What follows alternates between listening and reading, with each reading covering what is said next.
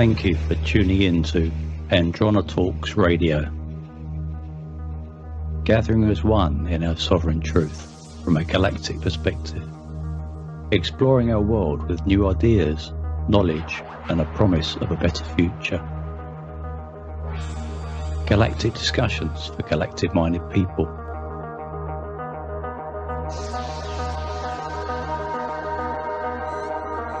Andronetalks.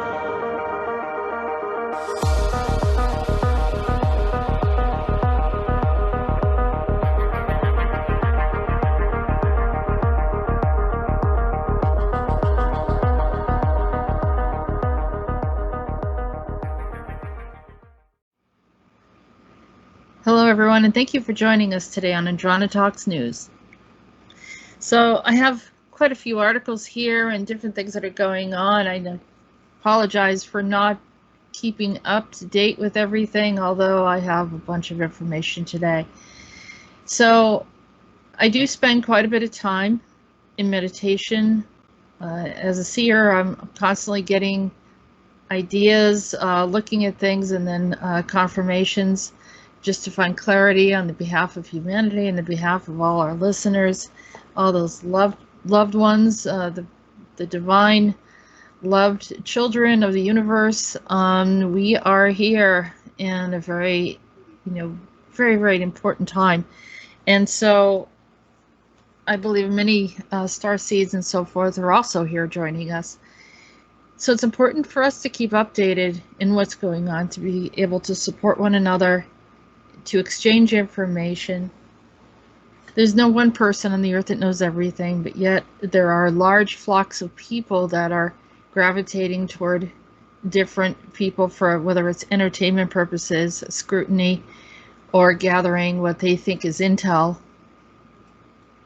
Meanwhile, there's lots and lots of articles that are validating things, and that's why I do stick with the articles, because at the end of the day, it's he said, she said, but we need something a little bit more solid than that. And I can appreciate when people state that they are intuitive, which I believe every person in the world is intuitive to a certain degree and level. However, I've learned and see enough to know that it is good to really take a deeper look at things rather than just look at everything in face value. So some things had bothered me this week, but I'm going to get into that a little bit later. And for those of you that have patience, we're going to go through a bunch of articles. So, just get comfortable, listen to this where you have some extra time, and we'll go through each one. So many people are questioning how China is going in leaps and bounds with their space program, moving into our future, having a deeper influence, and as in cyberpunk, which is a soft disclosure, and a video game that has soft disclosure, and it talks about these orbital wars that happen in the future, and China is very much in charge there. So here's this article, and we're going to have all the articles posted below, so you'll be able to click on them and read them at your own leisure. I don't think it's really necessary for us to, read through everything here. So China reveals plans to colonize space with a Mars base, cargo fleets, alien cities, and a sky ladder. A potential space elevator could reduce the cost of space travel by 99% if the technology can be invented. China plans for the future of space exploration include a Mars base, planetary development, and a sky ladder to transport cargo. The first of the three-step plan involves androids. Okay, so that introduces androids. So if you step back a bit and start looking at this from a broader perspective, they create something that's highly intelligent, that has the ability to calculate in a very, very complex way how to work in a space program. They're not worried about the androids because they feel like they don't have sentient life, but meanwhile now they're unleashed into our reality. And this is perfect example of androids integrating our space. So this involves androids launched to take samples of Mars and look for the location of a Mars base site. And so this is from the head of the state-owned China Academy of Launch Vehicle Technology. CALT is the acronym, at the Global Space Exploration Conference, as reported by the Global Times. This is from the independent article, independent news group. And the following that will be manned is Mars mission to develop the base, while the third stage will be transporting cargo fleet from Earth to Mars to construct a community in the planet. The current timetable schedules these launches approximately every 2 years from 2033 until 2043. Cyberpunk is 2077, by the way.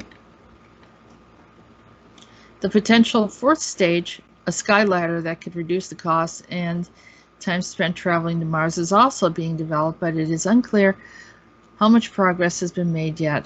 The theoretical designs developed in computer simulations feature a space capsule traveling along a ladder made of carbon nanotubes to reach a space station. Following that, the capsule would be relaunched from the station to Mars.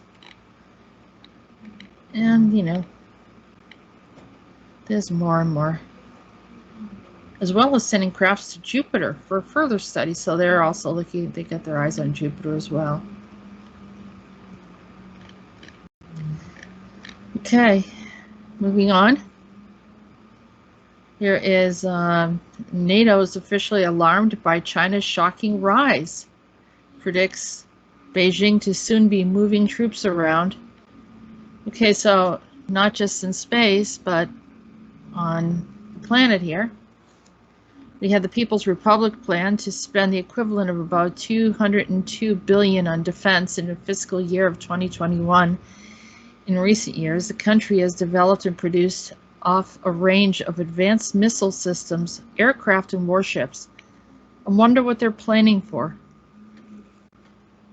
Outgoing NATO Military Coordination Committee Chairman Stuart Peach, the alliance's most senior military officer, has expressed concern over what he referred to as the shocking speed of China's military modernization efforts and its growing diplomatic heft overseas to boot.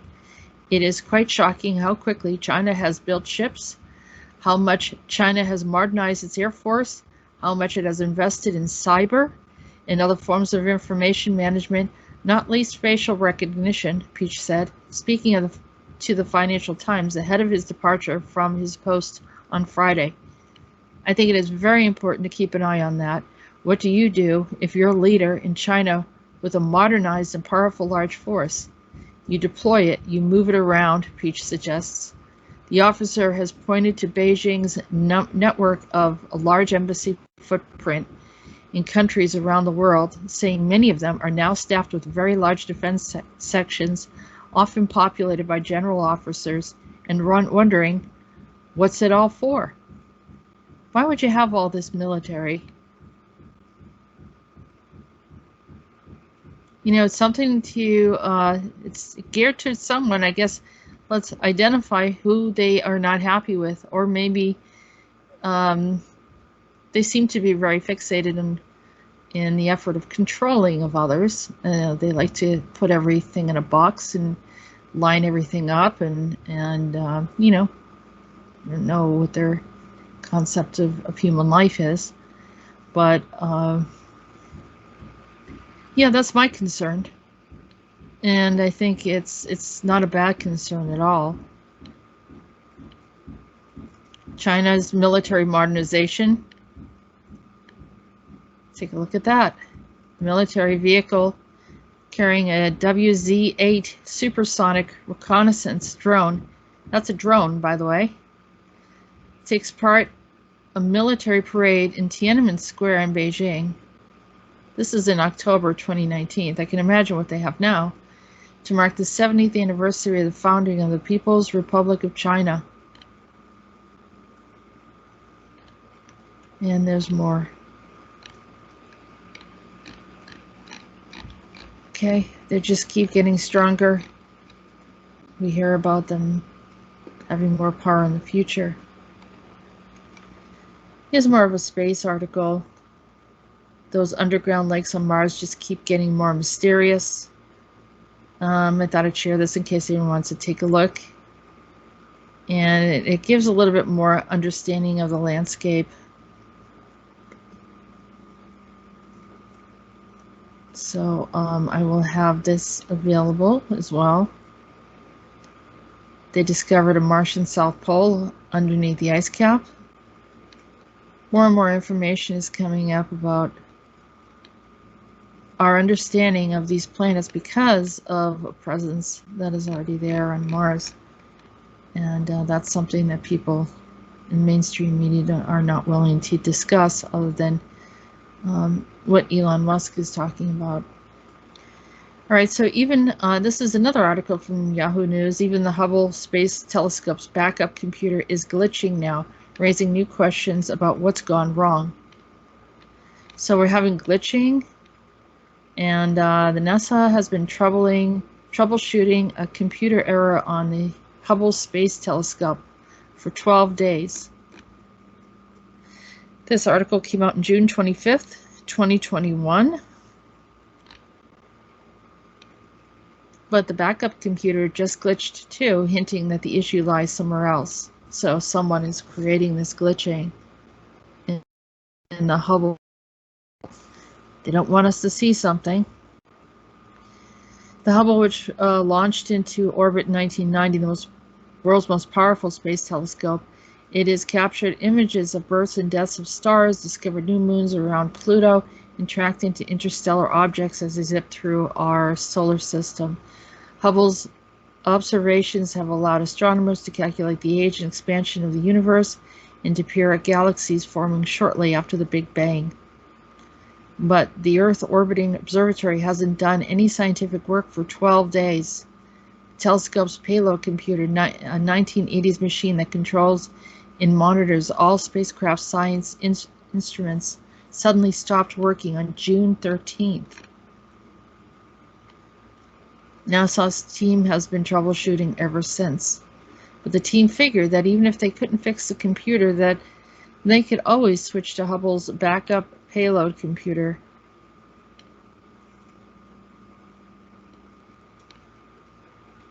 NASA first tried and it was unsuccessful. And then they turned their attention to the memory module that has been degrading since it was registering errors. So, what's going on? Is there hacking?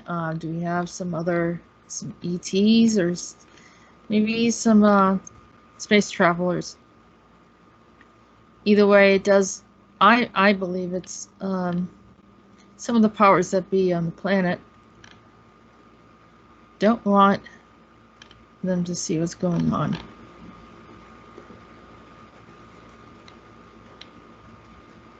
Here's an interesting article. The U.S. military once tested biological warfare on the whole of San Francisco.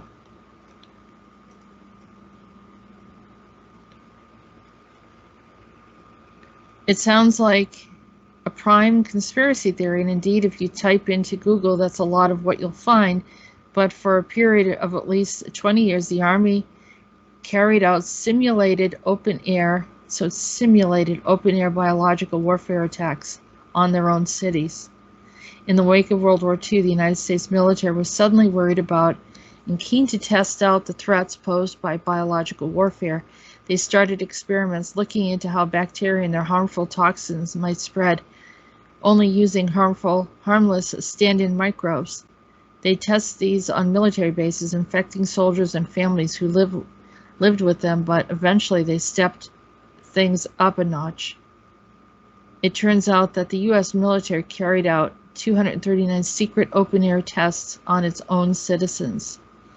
In one of its largest experiments, called Operation Sea Spray, the military used giant hoses to spray a bacterial cloud of Serratia maricescens and Bacillus globigi, both thought to be harmless bacteria at the time, from a Navy ship docked just off of the coast of San Francisco. They wanted to investigate how the city's iconic fog might help with the spread of bacterial warfare, and spread it did.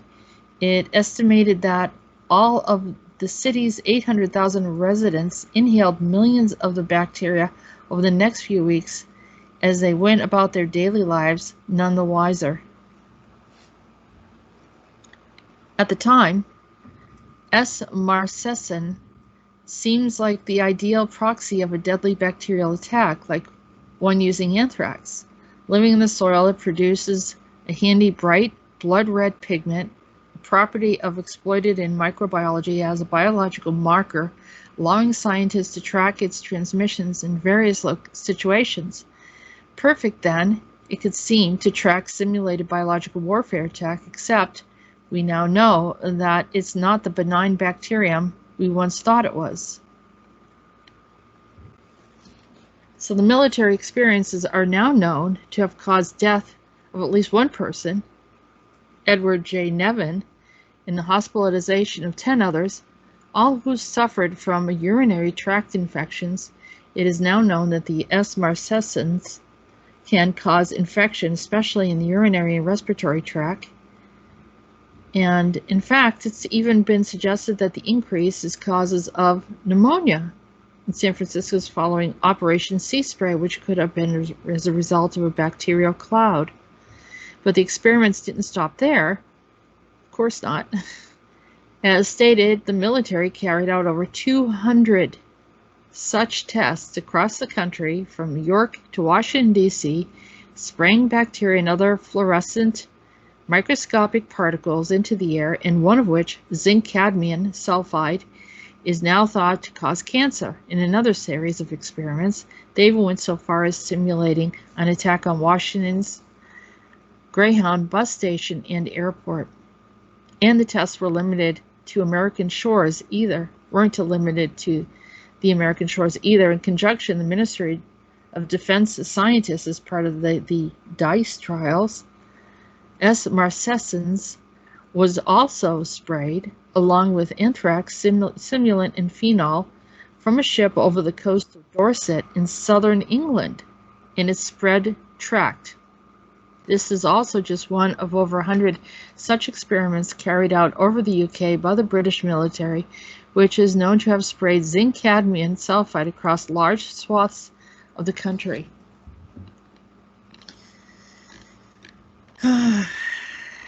And they think it's okay to experiment on humans. We experimented on animals, which I feel is ethically wrong as well. But this is something that's been going on for quite some time. It's now just coming out. It looks like it's been at least 20 years. I would say it's probably been longer.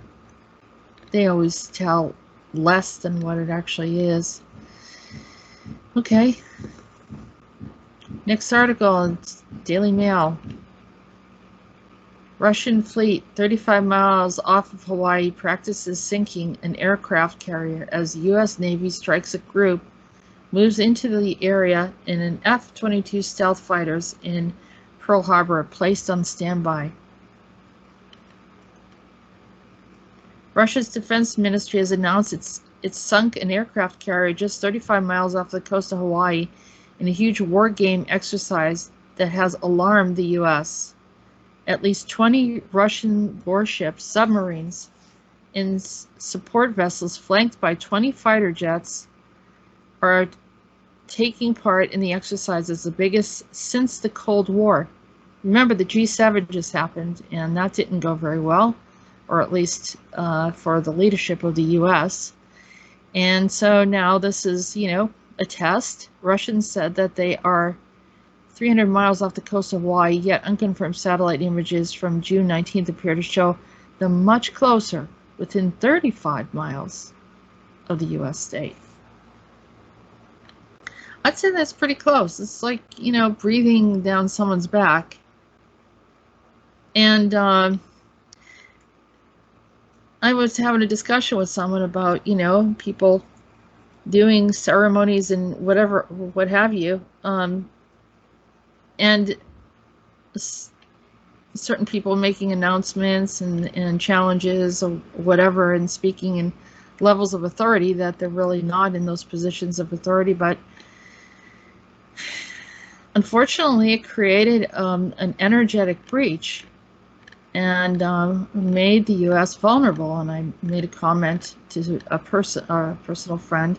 There's no reason to actually mention the source of where this comes from, but as far as what I could see, I thought, well, and people are going to share and talk about the things that they feel are important or whatever their agenda is, and people want to get out intel even if it's not accurate, to make sure that people are following. I'm not here to monitor all of that. I mean, that's a decision that people make. That's your own conscience. That's something that you're going to have to live with. And if anything happens to anyone, then you are responsible. Even though you think you're not responsible, you are. We're all responsible for the things that we say and how it impacts the planet. And I love the U.S. I love all nations. I think everyone should be safe and free of these aggressions. And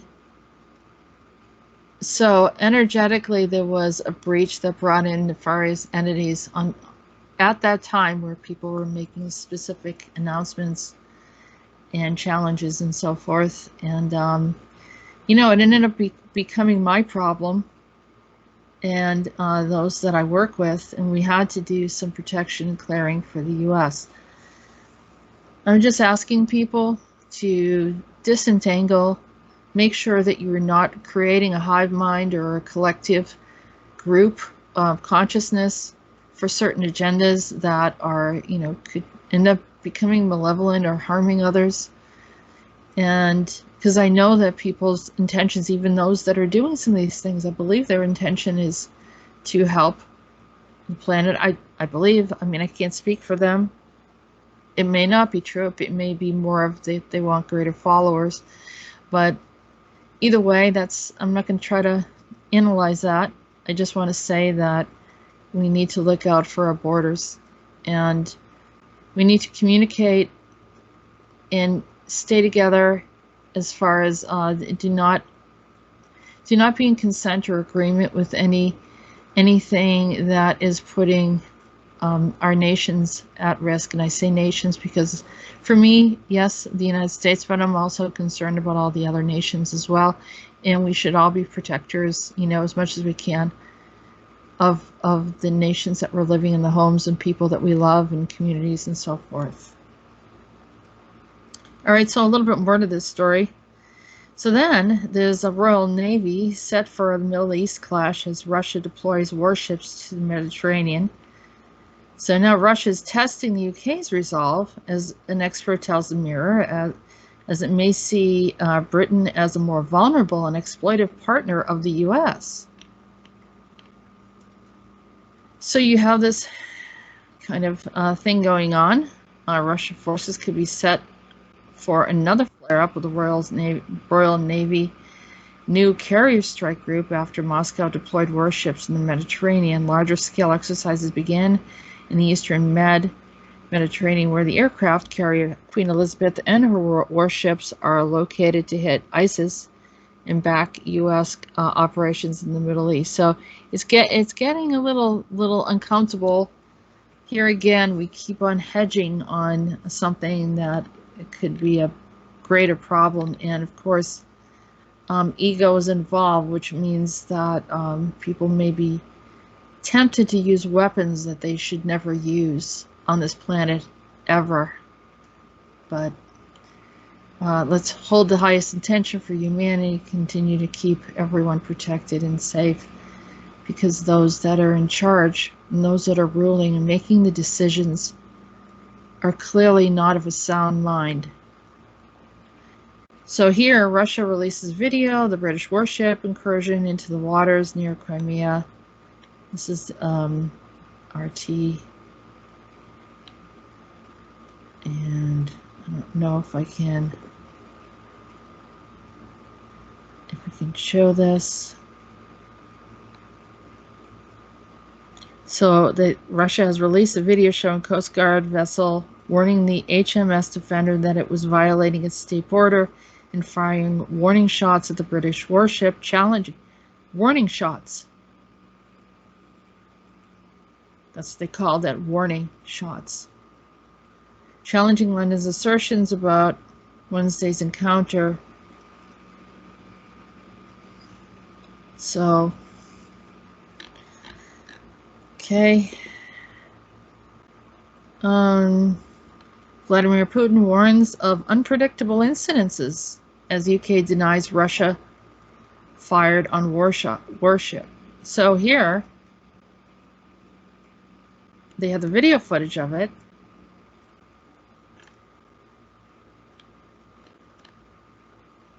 Right? Here's a short clip released on Thursday by Russia's Federal Security Bureau.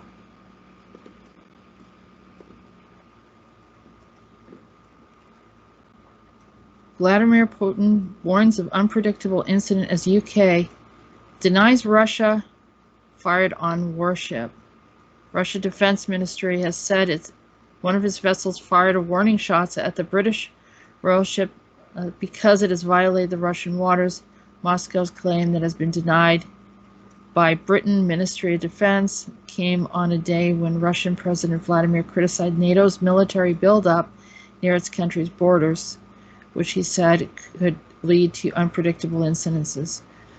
But I guess it was okay for them to be over in Oahu, Hawaii, 35 miles off of the coast of the U.S.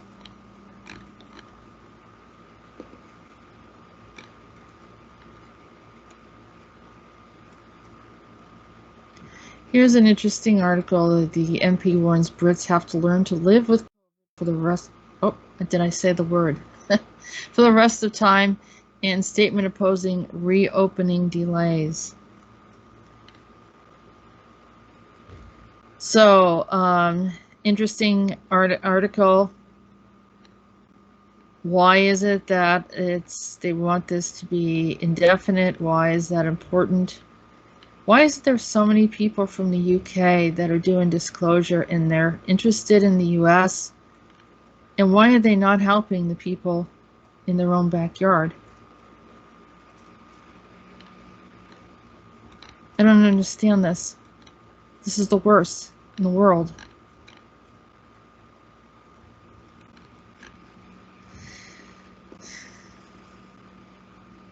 Okay, I'm going to shift the topic a bit. BBC News UFO report, U.S. finds no explanations for sightings. U.S. government has said it has no explanation for dozens of unidentified flying objects seen by military pilots. The Pentagon report released on Friday says 144 reports, interesting number there, 144, made about the phenomena since 2004, all but one remain unexplained. And so they're acknowledging, there's quite a few articles here that I have regarding what's going on as far as UFOs. And like I said, we've said this in the past, some of these UFOs are literally advanced projects that some of the different nations are working on.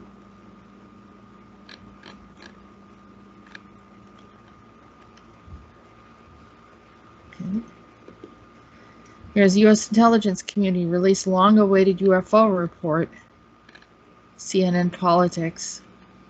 The USS intelligence community on Friday released this long-awaited report of what is known by a series of mysterious flying objects that have been moving through restricted military airspace over the last several decades. In short, the answer, according to Friday's report, is very little, but the intelligence community's release of its unclassified document marks one of the first times the U.S. government has publicly acknowledged that these strange aerial sightings by Navy pilots and others are worthy of legitimate scrutiny. I still don't understand what the big deal is, why they act like this is so strange. The report examined 144 reports of what the government terms unidentified aerial phenomenon, only one of which the investigators were able to explain. By the end of the study, investigators found no evidence that the sightings represented either extraterrestrial life or major technological advancements by a foreign adversary like Russia or China, but acknowledge that it is possible. Or they should include the United States. I don't know why that they left that out unless they don't want anyone to know. I guess it's a mystery that the U.S. has advanced technology, but no one even talks about the corporations, do they? Who are even more light years ahead. Here's another one. Video of mysterious lights spotted over the night sky over India's Gujarat trigger UFO speculations. Netizens couldn't believe their eyes when they spotted some 7 mysterious lights gliding across the sky in Junagadh city of India's Gujarat state, triggering speculation of unidentified flying objects on Monday night. Squashing the rumors of UFOs being behind the unnatural lights, Narottam Sahu, an advisor of the Gujarat Council of Science and the Technology, Gujarat, told local media on Tuesday that the incident may have occurred because of some satellites passing through the low Earth orbit. That's very possible. Very, very possible, seeing that we have almost an unnumbered amount of satellites launched into the sky now. U.S. Intel report is another article from the Opera News. U.S. Intel report confirms more than 140 UFOs. Here's another article about the same topic.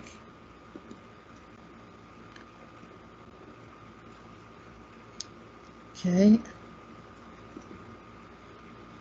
Meanwhile, there's been information that Elon Musk has been selling all of his properties, and currently, Elon Musk may be controversial in many ways, but one thing is that he definitely is not predictable, which is true, or boring, or afraid to do exactly what he wants. Elon Musk lives in a prefab tiny home that he doesn't even own, a boxable casita. The world's richest people are known to live in the most extravagant lives. Any one of us could probably do the same. Work your way to considerable fortune and you'd splurge it on luxurious accommodations, luxury cars, luxury vacations, luxury everything. As far as Musk is concerned, billionaire or not, he can do very well without a couple of items on that list, including luxury accommodations.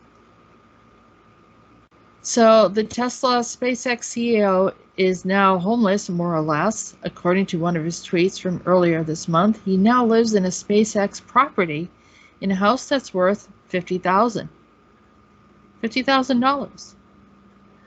My primary home is literally a $50,000 house in Boca Chica, Starbase, that I rent from the SpaceX. It's kind of awesome though, Musk wrote. Only house I own is the events house in the Bay Area. If I sold it, the house would see less use unless bought by a big family, which might happen someday. So here's a layout of what the house looks like, or, you know, we're talking about maybe, what's the square footage in this? Just kind of browsing through here. Well, it looks pretty small. You know, looks like they just kind of put it together, and it's a one-room space. Maybe he does say in the article how much square footage it is here. But as I said, it looks quite small. And oh, here it is. The casita is adorable. As the name suggests, it's a 20 by 20 foot, 6 by 6 meter home made of concrete panels, steel, and EPS foam that can be shipped or towed, even by Model X, is one of the tweets available at the bottom of the page, directly to the buyer. Setting it up and takes between an hour or 1 day, depending on the setup and the owner wants. The casita can be made for off-grid living or hooked up to utilities. Also, depending on this, the setup can imply a variety of additional costs. It's hurricane, storm resistant, fire resistant, flood resistant, and so forth. It's cheap to maintain and can be even cheaper by means of solar panels, backup batteries, and smart tech. So this is his new home. He sold off all his homes. He's saying that he's going off to his Mars colony. And meanwhile, there is a whole bunch of people in California. I don't know, all of these people getting in debt because of the pandemic. You know, something like this would come in handy. I don't see him offering to do anything like that, helping out all those people. But with people are very committed to follow those that are doing things like this, and just whatever they do, copying it, but not seeing what they're giving back, what they're doing to help out, or it's just a plan to exit, I guess. Here's a little side note. I just thought I'd put this in here. Google is warning users when it's searching results they might be unreliable. This is a new article, by the way. Again, moving on from the small house, the tiny house that Elon was in. This is an article from The Verge. Google will now tell users when search results are rapidly changing around a breaking story. Some searches will now bring up a warning that it looks like these results are changing quickly, and the subheading will explain that if its topic is new, it can sometimes take time by results to be added by reliable sources. In a blog post, the company suggests that users might want to check back later when it found more results. The notice is initially appearing in the US-based English language results. When a topic is rapidly evolving, the range of sources hasn't yet weighed in. Google will expand the tool's presence to other markets in coming months. So, this can be particularly true for breaking news or emerging topics. So it's pretty much saying we're not reliable for right now. The top stories are being weighed out. Maybe they're censored. I don't know. It's just that word crossed my mind when I was looking at this. I think they're calling it recode. Kind of like when on Facebook, when there's something there that they don't like, I guess.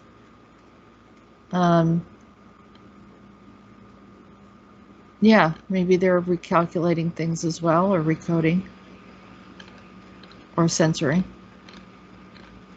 Okay, next article.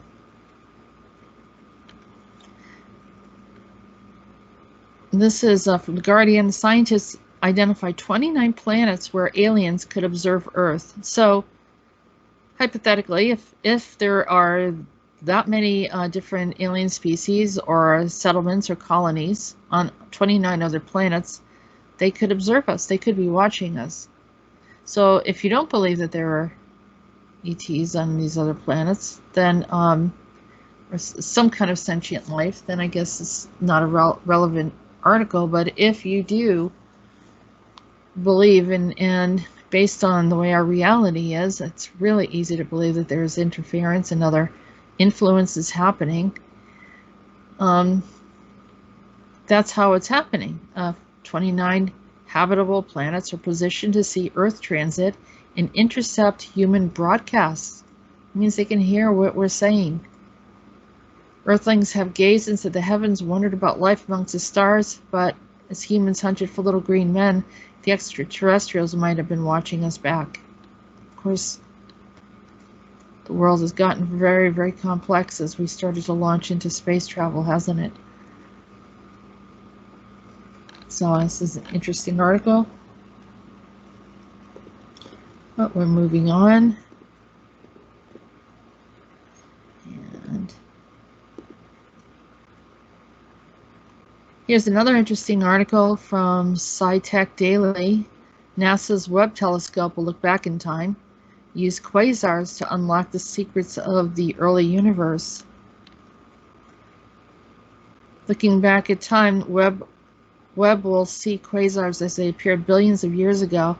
outshining all the stars in their host galaxies. Combined, quasars are among the brightest objects in the universe. These brilliant, distant, and active supermassive black holes shape the galaxies in which they reside. Shortly after its launch, the scientists will use Webb to study 6 of the most far-flung luminous quasars, along with their host galaxies, and in the very young universe, and they will examine what part quasars play in the galaxy evolution during their early times. The team will also use the quasars to study the gas in space between the galaxies in the infant universe. Only with Webb's extreme sensitivity to low levels of light and its superb angular resolution will this be possible. So this is called the Webb telescope. Just like the previous article, where those 29 planets are able to observe everything that's happening here, as we continue to explore out, as we're looking and going into their space, they're observing us as well. It's almost this image, which is not the actual image, but it's an artist's concept of a galaxy. But they kind of have it shaped like a portal and an eye, don't they? So it's everything's looking, and people are wondering why certain things are happening. I also want to mention that when we were doing the Andronetalks transmissions, probably around 2017 or so, we introduced a visitor who called himself Quasar, and he seemed to have an interest in what was happening on our planet. So a bit of information there. Okay, the next article is space.com. Here's a giant ghostly hand stretches through space in a new X-ray result. Look at that.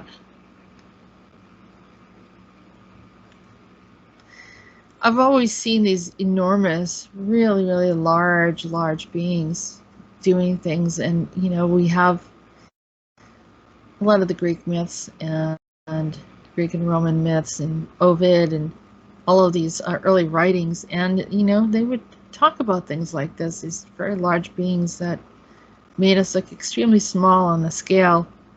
And we're not even talking about like the information regarding Zacharias Sitchin, and where he would point out how, you know, the visitors or the Anunnaki were larger than humans. Which this is on a massive scale, very, very large. Is it a coincidence? I've seen things in space that indicate to me that there's something much larger, whether they're off dimension, you know, in a higher dimension somewhere. But the hand was spawned by the death of a massive star in a supernova explosion, which left behind a fast-spinning, super-dense stellar corpse known as a pulsar, Chandra's team members said in the description of the dramatic images. And that's a good way for science to kind of explain it through. But, you know, here's something interesting to think about, is when a person dies, or say, I think I'll take that back, say a person loses a limb or hand or an arm, and with certain lighting, you can actually still see that limb, even though it's absent from the body. So it creates kind of an image, an energetic image, in the exact same shape it was before it was injured. So there's a little piece of information. Moving on to the next article. Here's something else that happened in our news that people are wondering what in the world's going on here. As if a bomb went off in Surfside near Miami Beach, Florida. Strange Sounds article, June 24th, 2021. Look at that. So just this big building made of steel and all sorts of very, very strong, heavy elements just sort of collapses. 12-story oceanfront condo tower partially collapsed early Thursday morning, Collins Ave in the town of Surfside, spurring a massive search and rescue effort with dozens of rescue crews from across Miami-Dade and Broward counties. part of the Champlain Tower South condo completed in 1981 with more than 100 units at 8777 Collins Ave collapsed around 2 a.m. A portion of the building facing the beach crumbled, leaving a heap of rubble. Plus, 2 a.m., you know, just about everyone was inside asleep.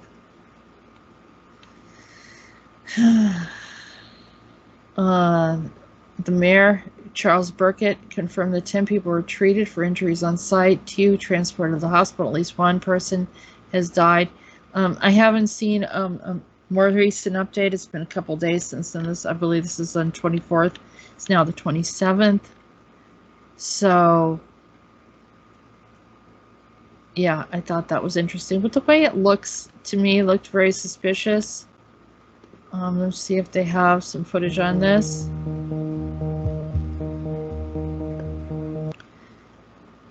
So that's what it looked like. You just see it looks like you know, something hanging off there. I don't know if they actually have anyone videotaped it. It's very likely that people were, you know, already off to bed, majority, and didn't know what was happening at the time.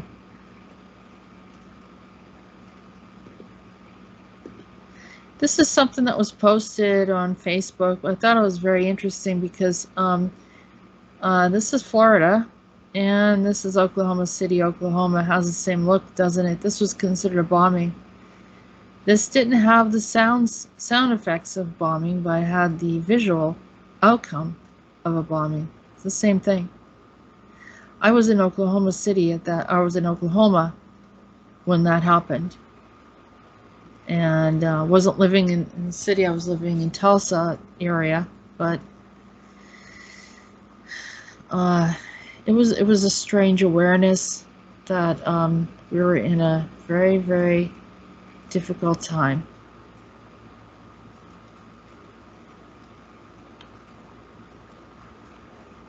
A lot of people have their speculations, and you can see over here of what caused it, but as I said, I just thought that was a good example and a very good comparison. Here's another interesting event that happened. Scottish Dark Sky Observatory. Here's another observatory that was destroyed.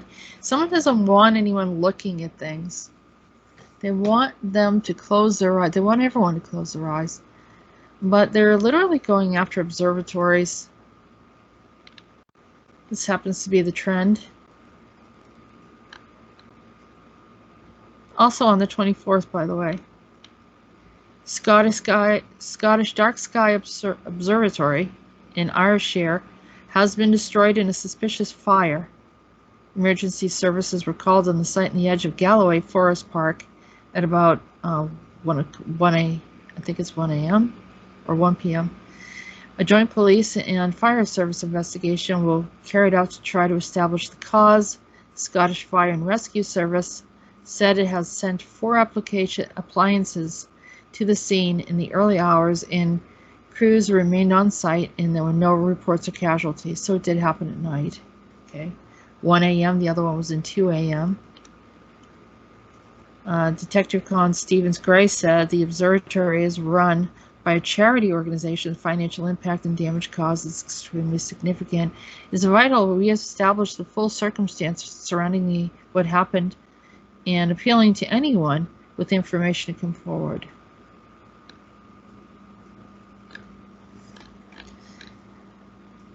Okay. Here's another article. This happened on the 22nd of June 2021. Residents in Marrocco, England, perplexed as loud explosions reverberate throughout the regions. People in Marrocco were perplexed that loud explosions were heard, and it was reverberating through the region. Bangs are thought to have originated near Ashworth Hospital in Marrocco's East End, and according to residents, they were initially heard around 9 p.m. last night. One resident who lives about an hour's walk from the hospital explained, "I was watching football with my husband in my living room with the French doors open when I got a text from my brother-in-law saying, "Did you hear the pistol shots?" It was around 9 p.m. Says the narrator. It was a little startling, but strangely, no sirens were heard after that. You'd think that there'd be lots of sirens. Some locals speculated on Facebook, with one stating that the sounds are caused by a motorcycle backfiring and another believing the sounds were related to farming. Keith Budd, a resident of the Ashworth Hospital area, said, "I don't believe that was a motorcycle backfire because I own a motorcycle and I have never heard one backfire like that. I've never heard a number of gunshots over the years, and this didn't sound like a gunshot to me. A gunshot is more of a crack, whereas a boom was more of a boom, and I know one of the farmers has a gas machine. He uses a bird scarer, so I'm guessing that was it. The source of the noises are yet to be determined." And the police have confirmed that no weapons were fired in the area that night.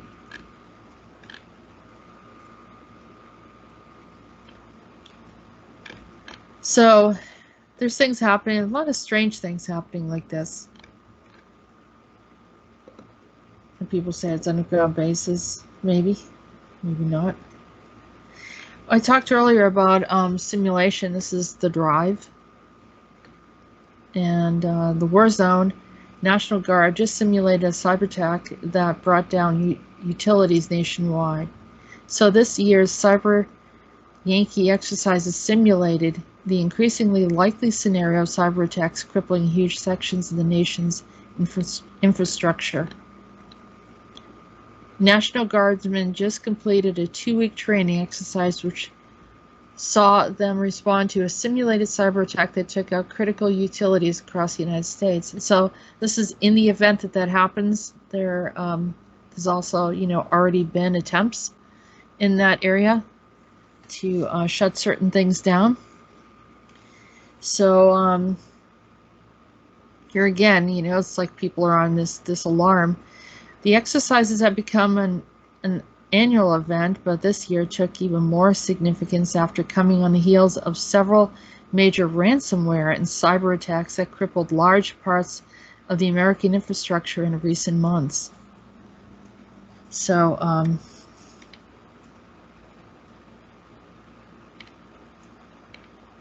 yeah,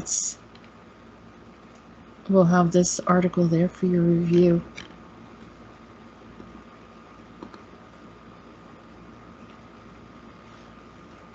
With all this going on, I just wanted to make note. I did say that, people are worried about the United States, and, but yet there's a lot of problems in the UK. But here is, kind of the intersection of both is the presence of Harry in California, in the Montecito home in California, a $14 million home.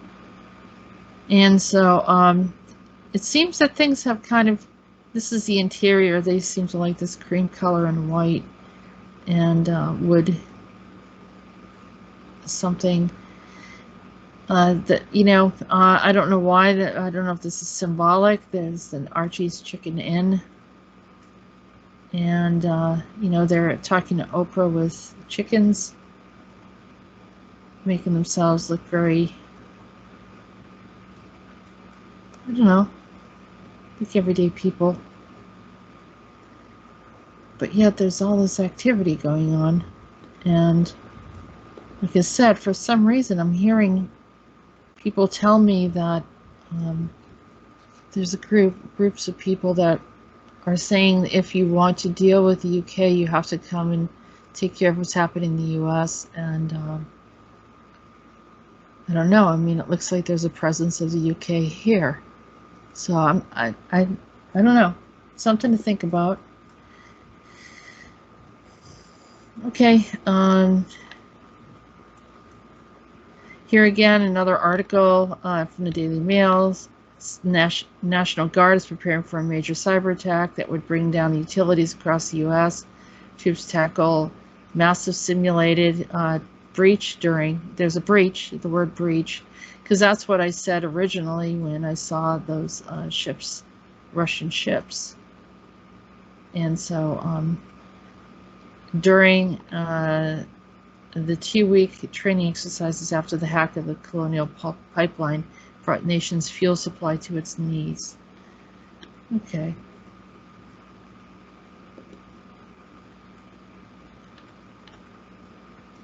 It's Ghislaine Maxwell. I didn't even put that article there. It seems to be coming up.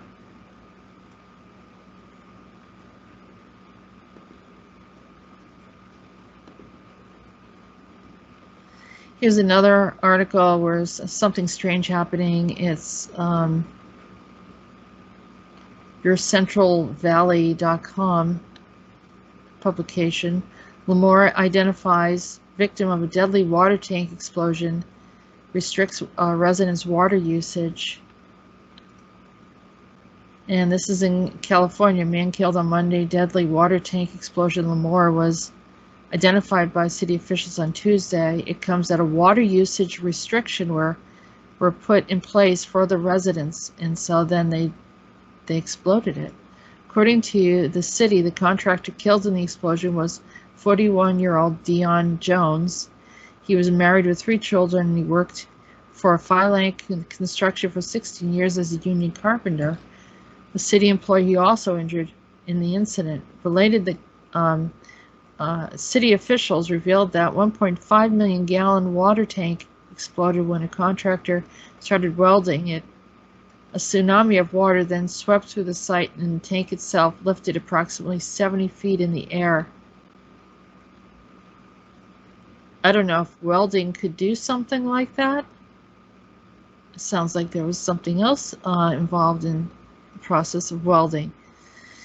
All power to the facility was knocked out in the explosion. City officials say that they have no means of chlorinating the water supply. Other city wells are being used to ensure an adequate supply for the city, but residents are being asked not to water yards. And so, yeah, I guess we'll have the article here if you want to review that. Going back to California, and as the royal family's there, you have Kevin Kiley fighting for California. Oh, not Kevin Kiley. Newsom's catastrophic deception.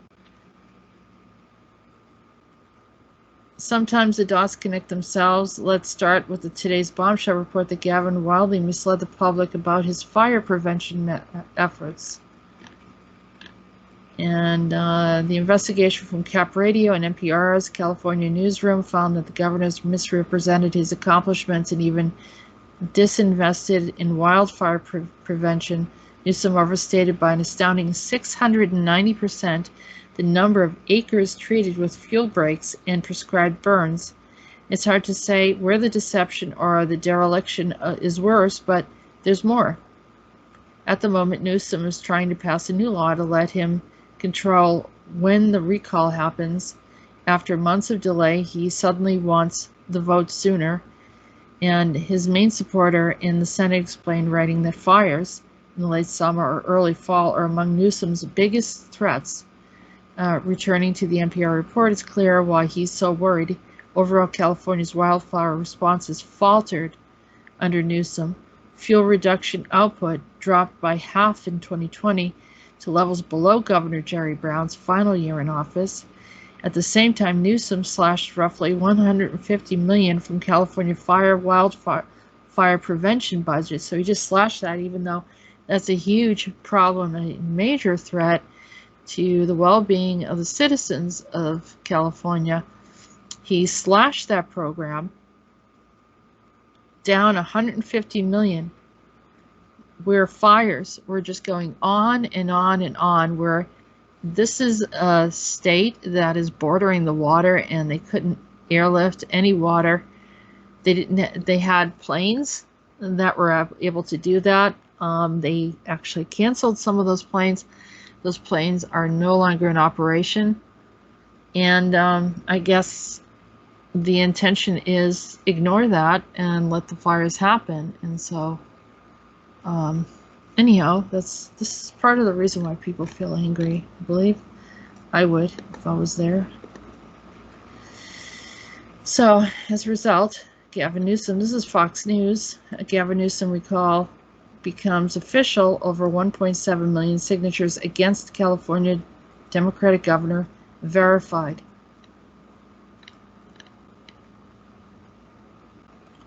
California's effort to recall Governor Gavin Newsom has succeeded in forcing a new election within 90 days following the validation of more than 1.5 million signatures, according to state officials. The California Secretary of State office confirmed the move Wednesday evening. The recall petition garnered over 1.7 million signatures, of which only 43 were withdrawn, leaving the effort well above the 1.5 million threshold. Sufficient number of verified recall signatures have previously been reached by recall proponents in April, the Secretary of State's office announced in a statement. However, in accordance with the California's election law, voters were given a 30-day period from April 26th to June 8th to request county officials remove their signatures from the recall petitions. The next phase of the recall process is now in the hands of the State Department of Finance. The vote must be held within 90 days. Here's some of this is I represent Paradise, a town in which was decimated by a wildfire in 2018. This is stuff that we've been covering for the past couple of years. I went through Paradise. It was a very nice town. And when I saw that, after visiting California, seeing how that burnt down or lasered or whatever you want to say, then, it's clear that there was deliberate neglect. And I just find it amazing that it's taken so long just for someone to actually allow the people a bit of a voice here. And then they collected all of these signatures. And it's been really a hard time for many of the kind people in California who are usually open-minded and very allowing and loving in a lot of ways, and yet intolerant, and yet just totally getting abused in that state. I mean, I would say that there's other states as well in the U.S. that are really struggling right now because of these decisions and the lack of citizen voice. Here's California again. Enough is enough. Los Angeles sheriff urges state of emergency on homelessness. His unusual move, Los Angeles Sheriff Alex Villanova sent a letter to the Board of Supervisors urging them to declare a local state of emergency to address the spiraling homelessness crisis in the county, citing an increase in crime, lack of sanitation, and struggling businesses.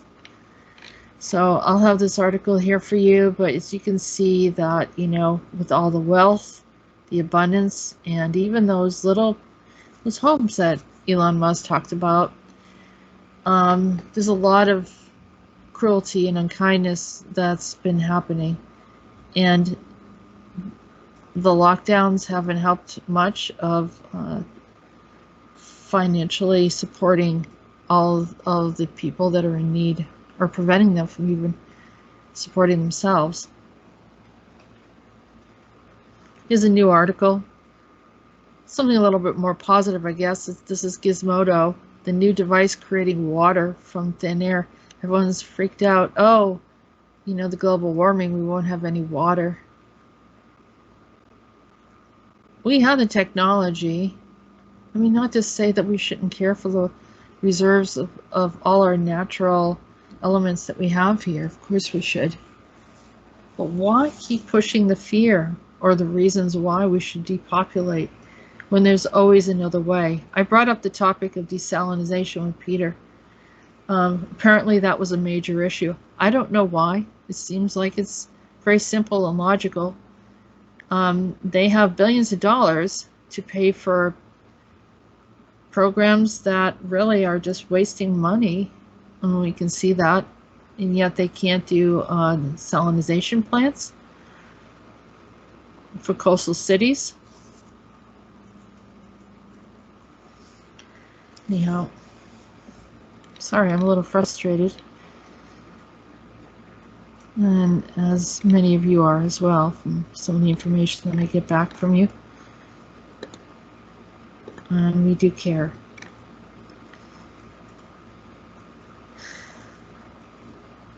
Here's this other article that we talked about, that you will own nothing and you'll be happy. That's part of the agenda of what they want, and here is some proof of it trying to go into that direction. So, in U.S. investment giants buying homes, and the MSM telling us we should rent. This new normal spells the death of the American dream. Predatory private equity firms buying up neighborhoods only to rent homes at a premium hints at the real meaning of the World Economic Forum's sharing economy. No, the owners seem to have this windfall profit, and you have everyone else forever in debt. Forever. I mean, some could contend that when you purchase a home, you're in debt as well, but there's something different about ownership.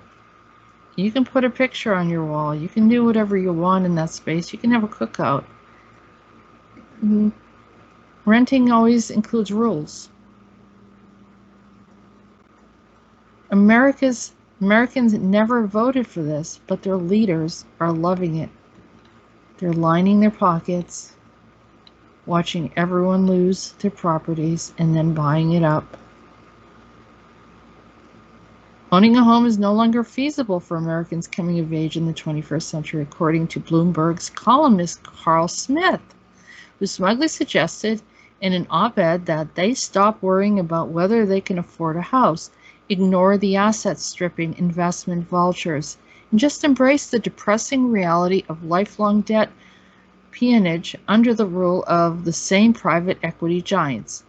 Lest there be any misunderstanding, the feudalist character of the glorious new sharing economy is reflected in one increasingly popular solution for the generation currently facing the steep uphill climb to pay off their student loans.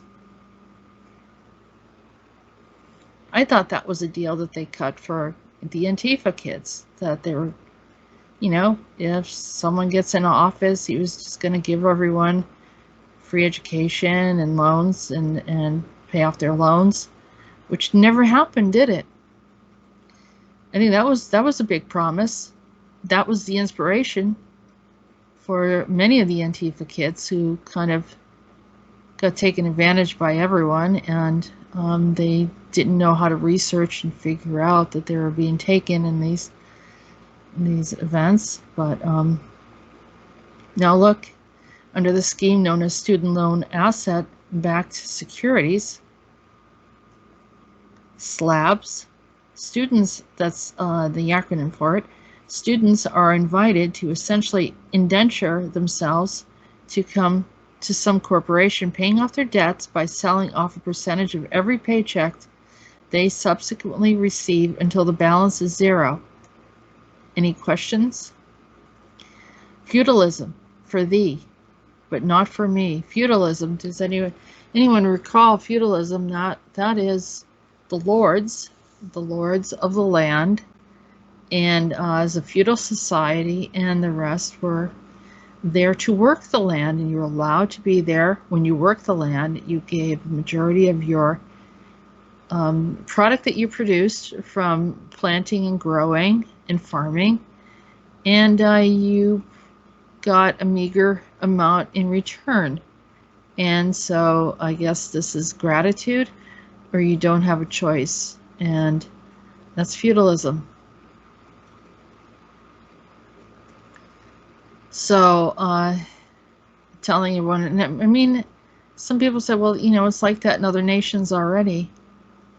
But a lot of those people come to the U.S. because they want to get away from that. That's why we have people here from all different parts of the world. They wanted to own something that's theirs. They wanted to have have a home, a roof over their head, and they wanted to have access to food and in opportunities. And there's not going to be many nations that are going to provide those things as they continue to destroy everything, or maybe because they feel like, well, you know, if the United States is offering that, then, and these other nations aren't, then it seems unfair, doesn't it? I guess, because it makes them look bad. Instead of, why don't we just change every nation where everyone has an opportunity to earn for themselves and to have something that they can call their own? I don't know, there's a thought. I thought this article was interesting. This is from the Epoch Times. Warren Buffett resigns from Gates Foundation. I actually saw Warren Buffett's house when I lived in Nebraska years ago. It was a large house, but it wasn't like not anything like some of these other celebrities have. He was kind of down to earth, and I think he liked where he lived, and he was content and stayed there, and that was in Omaha, Nebraska.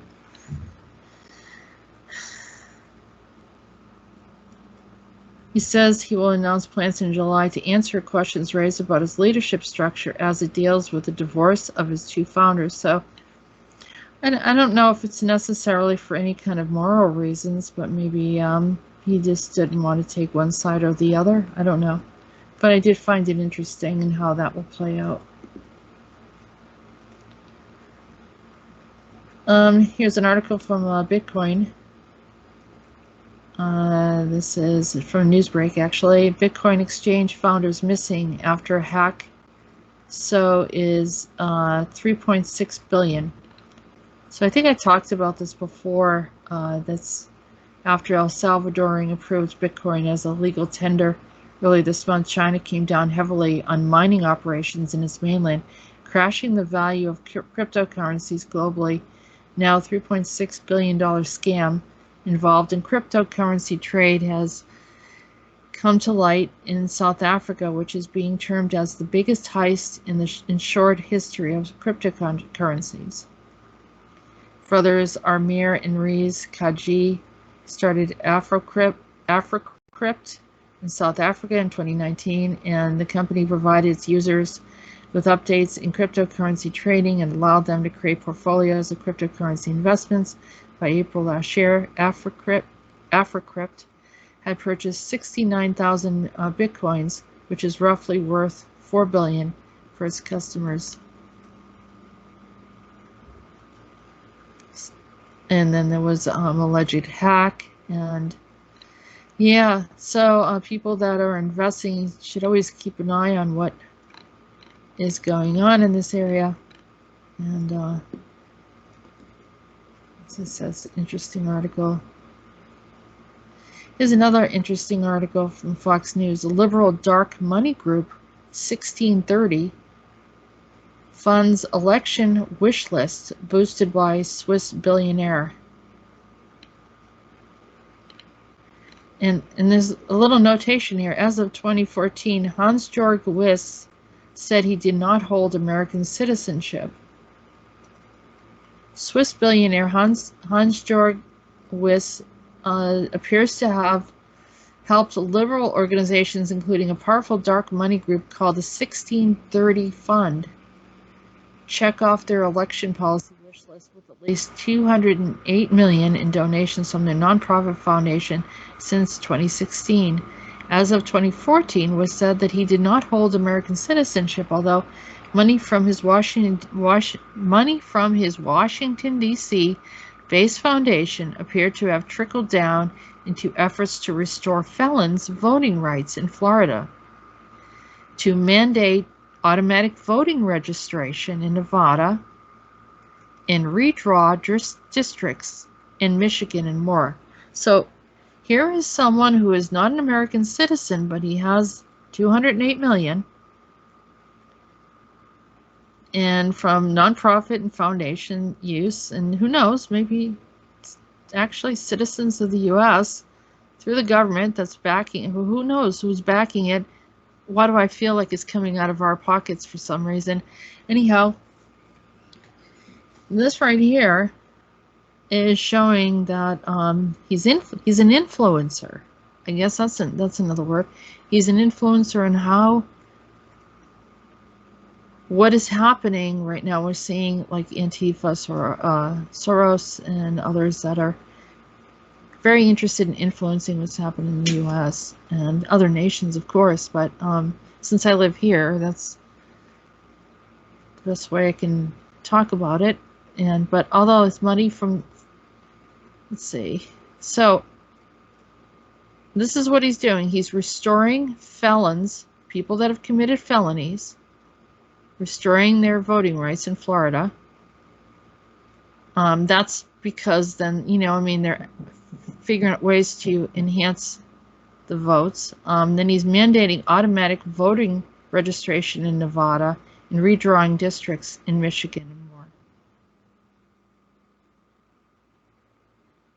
Lewis Foundation's advocacy arm, the Burger Action Fund, gave more than $135 million to 1630 Fund between 2016 and 2020, according to a New York Times report.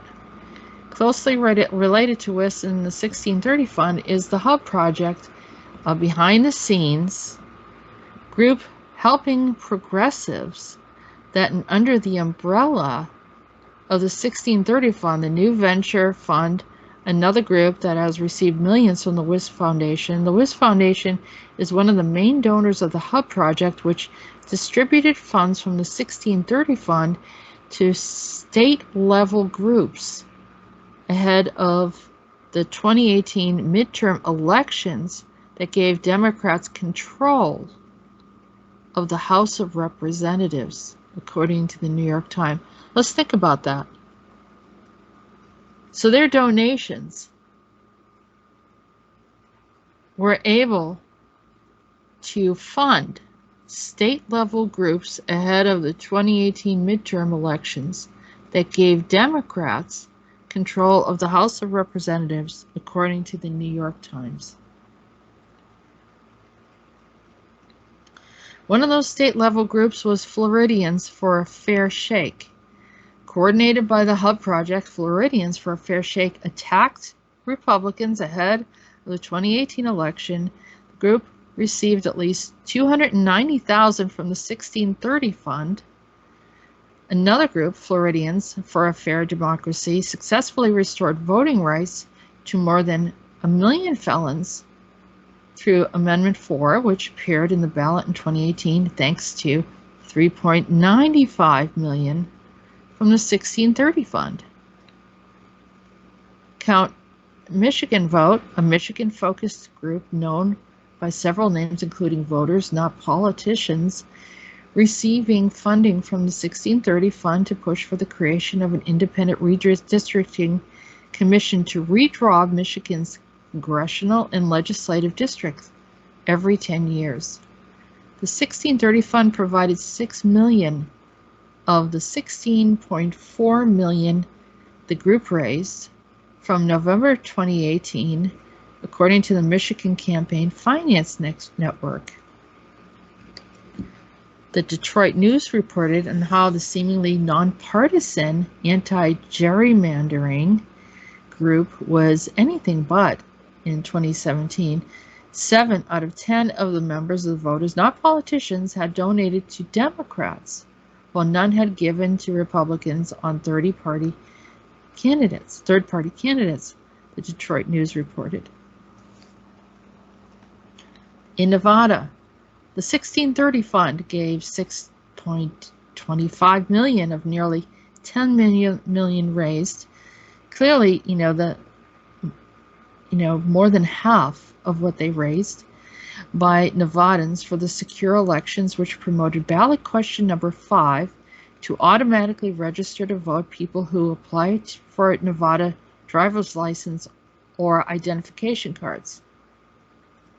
The 1630 Fund also poured millions of dollars into Arkansas, Missouri, and Colorado to support goals, including minimum wage hikes and getting Democrats elected in 2018, according to the Politico.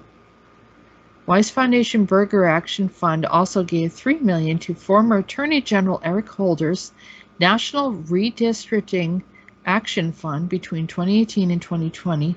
The National Redistricting Action Fund is supporting lawsuits in Louisiana, Minnesota, Pennsylvania over the state's legislative or congressional district line, according to its website.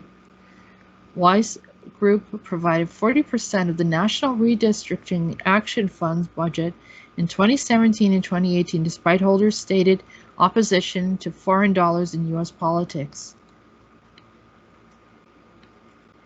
Weiss lives in Wyoming. That's an interesting place. Kind of a place where a lot of celebrities go when things get a little rough and when there's lockdowns and all sorts of things. The 1630 Fund is part of a massive dark money network managed by the DC-based consulting firm Arael Advisors, which is founded by Eric Kessler, a former appointee of President Clinton and a member of the Clinton Global Initiative. And in 2019, Arael was paid nearly $34 million for administrative operations and management services to manage the 4 funds in Arael's vast dark money network. In addition to 1630, Arael manages the new venture fund, Hopewell Fund, and Windward Fund.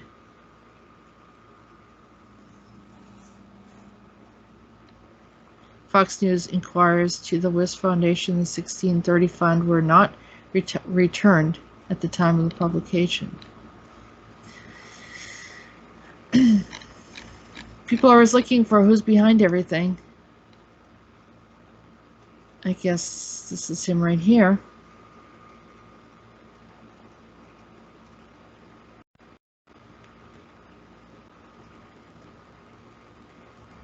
Okay.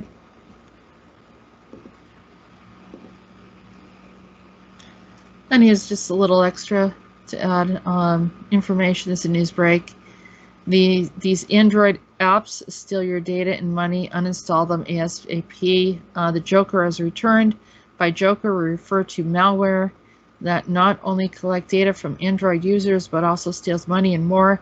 The malware was recently discovered in 8 Android apps lists in the Google Play Store by Quick Heal Security Labs, which reported it to Google, and affected apps were removed. All of us have cell phones, don't we? And getting involved with social media, you never know, you know, some of the apps look like they're harmless. Okay, so here's another article. This is Axios, June 22nd, 2021. Another billionaire space battle is brewing.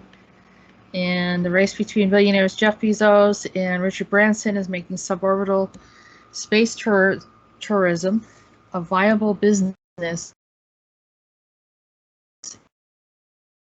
Is he and Elon Musk capture the limelight with the competition between Bezos' Blue Origin and Branson's Virgin Galactic could soon make space a destination for ordinary citizens.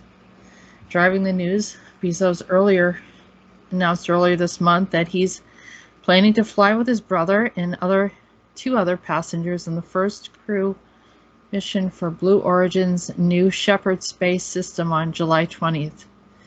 If that happens, they will have leapfrogged Virgin Galactic, a company that many expected to fly its founder first. Branson has long been expected to fly on one of the first operational flights for his company, and the blog Parabolic Arc recently reported he's going to try to beat Bezos to the edge of space. I think part of how they're shaping the competition is putting themselves in line of part of the face of competition. Victoria Sampson of the Secure World Foundation told me what's happening, the companies go about getting people to suborbital space differently. And so, you know, I guess they're just going to have a discussion here about why it's a little different. They got, yeah, so here we are competing again. Well, there's a lot of strange things just happening here on the planet. They're still playing the business competition games. Here's another article, Zero Hedge, Chinese crypto miner airlifts Bitcoin mining operation to Maryland amid crackdown. According to NBC's Eunice Yoon, China's continued crackdown on cryptocurrency has resulted in some miners quickly packing up operations and heading for America. Yoon tweeted Monday, Chinese logistic firm airlifting Bitcoin mining machines to Maryland. A photo in the tweet appeared to show brown cardboard shipping boxes packed with mining machines ready to be airlifted from China to Baltimore, Maryland.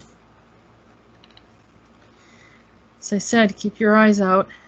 What's going on here? And here's the next sauce. Well, thought this was interesting. In science, new fossils reveal a strange-looking Neanderthal in Israel. Some of the earliest brands of modern humans who ventured out of Africa and into Middle East 120,000 years to 140,000 years ago might have met a strange-looking character with the look of primitive Neanderthal, but a stone toolkit as modern as their own. And new fossils of this individual found over the past decade in Israel are stirring intense debate among the paleoanthropologists. Was in the earliest known Neanderthal in the Middle East, or a late remnant of previously unknown Neanderthal ancestor. Finding the modern tools with such primitive-looking toolmaker at this time in their main passage between Africa and Eurasia makes this a major discovery, writes paleoanthropologist Marta Marazon Lara of the University of Cambridge. And so you can see there's been a lot of different things about our history that we haven't quite heard about, and I guess the fossils show a weird mix of archaic and Neanderthal-like traits. They said that, for example, the robust jaw and the molars were similar to Neanderthals, but the parietal skull bones were thicker and more like those of archaic members of Homo. And May says, and the dental anthropologist Rachel Sarag, also at Tel Aviv University, says the inner structure of the molars remind her of the teeth of the archaic members of the Homo genus found in the Qesem cave in Israel, dating back about 400,000 years ago. So, and there's a lot about our history that we don't know. It's just a little update. I thought it was interesting. For any of you that didn't know, the involvement of Ben Affleck being involved with the CIA, and interesting CIA actor and promising to do the agency proud.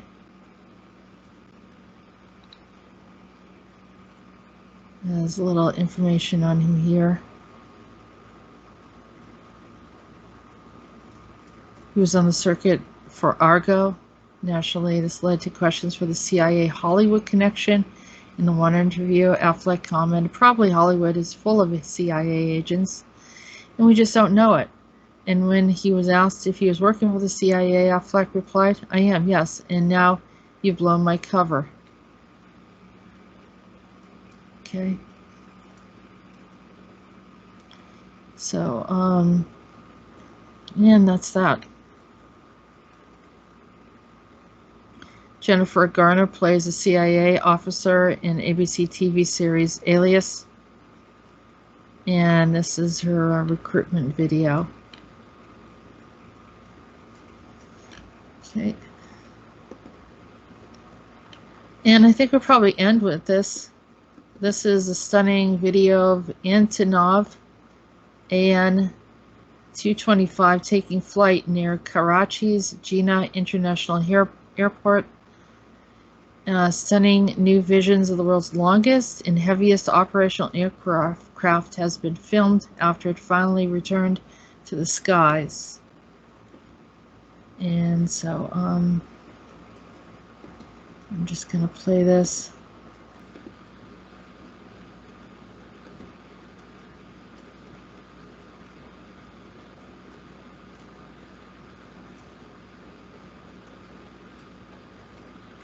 And there it is.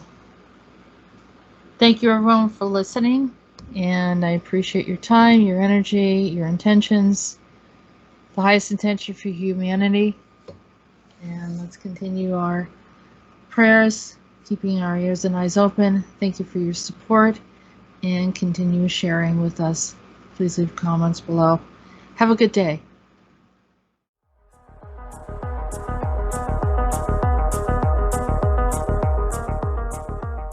You have been listening to Andronetalks Radio. Join us on YouTube channel Jessica Arael Morocco and visit her website at www.readingsbyarael.com.